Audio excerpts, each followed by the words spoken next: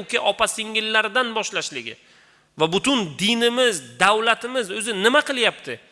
Shuni inson qo'ldan kelgancha targ'ib o'laroq, fazilat o'laroq uni tushunmog'i, anglamog'i va inshaalloh Alloh taolodan har bir mu'min bandalar yaxshilik so'ramoqligi kerak.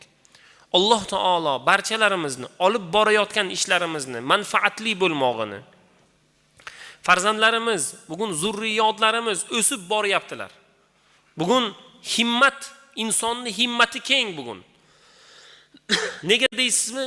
Bugun alhamdulillah himmatimiz qanday? Bugun mashina oladigan bo'lsak, ikkinchi mashina xohlaymiz. Kiyim oladigan bo'lsak, faqat har doim bitta kiyim kiymaymiz.